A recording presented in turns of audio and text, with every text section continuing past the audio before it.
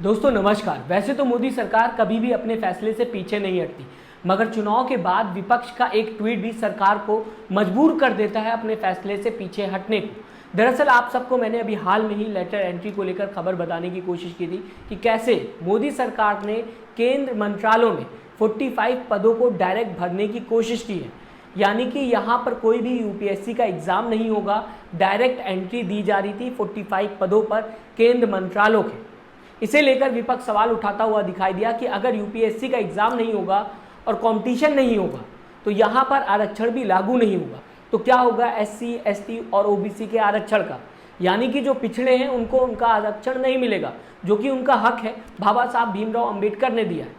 ये जब आवाज़ उठाना शुरू किया विपक्ष ने, राहुल गांधी ने ट्वीट किया, 2 बार ट्वीट करते हुए राहुल गांधी नजर आए, साथ ही साथ तेजस्वी यादव भी इस मामले पर ट्वीट करते हुए नजर आए, अखिलेश यादव ने भी ट्वीट किया। तो विपक्ष लगातार सवाल उठाता हुआ दिखाई दे रहा था कि क्यों मोदी सरकार डायरेक्ट एंट्री कर रही है केंद्र मंत्रालयों में, क्यों 45 पदों को डायरेक्ट भरा जा रहा है बिना एग्जाम के। ऐसे तो आरक्षण खत्म हो जाएगा, ऐसे तो आरक्षण ही नहीं मिलेगा। तो ये सवाल उठता हुआ दिखाई दिया था। जो मोदी सरकार कभी पीछे नहीं हटती थी उसने अब ये बताया है कि इस फैसले को हम वापस ले रहे हैं। यानी कि बीजेपी इस फैसलों को रद्द करते हुए दिखाई दे रही है, लेटर एंट्री को रद्द करते हुए दिखाई दे रही है। आपके सामने दोस्तों बिना देरी के कांग्रेस क्या कहते हुए नजर आ रही है। सुप्रिया शेनेत ने इस फैसले पर अपना बयान सामने रखा है, जो कि कांग्रेस की स्पोक्स पर्सन है। रखना चाहूंगा। बधाई हो, एक बार फिर से संविधान की जीत हुई है। संविधान में निहित आरक्षण की, संविधान में निहित सामाजिक न्याय की जीत हुई है। लैटरल एंट्री मतलब सीधी भर्ती पर रोक लगाई गई है। जो विज्ञापन आया था जिसमें 45 जॉब्स बिना आरक्षण के भर्ती की जा रही थी लैटरल एंट्री के माध्यम से, अब वो विज्ञापन रद्द किया जाएगा। वो फैसला वापस लेना पड़ा मजबूर होकर नरेंद्र मोदी की सरकार को।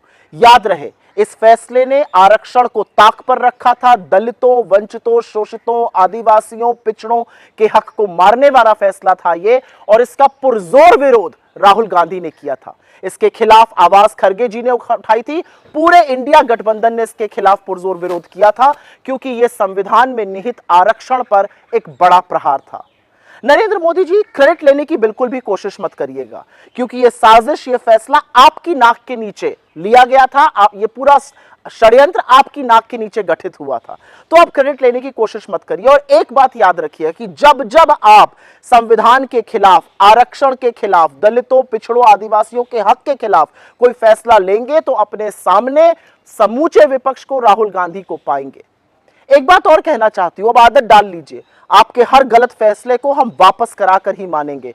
फिर वो चाहे वक्फ बोर्ड का फैसला हो, वो ब्रॉडकास्टर्स बिल हो, या अब ये जो आपने असंवैधानिक तरीके से नौकरी बांटने की सोची थी, आरक्षण को खत्म करने की साजिश रचकर। एक बात तो सच है, झुकती है दुनिया, झुकाने वाला चाहिए। और जब सामाजिक न्याय के ध्वजवाहक खुद राहुल गांधी और खुद इंडिया ब्लॉक उठ खड़ा हो आपके आरक्षण खत्म करने की साजिश के खिलाफ, तो फैसला तो वापस आपको लेना है। दोस्तों बहुत ही कम देखने को मिला है जब बीजेपी सरकार ने अपने फैसलों को वापस लिया, जिनमें से एक ये भी है।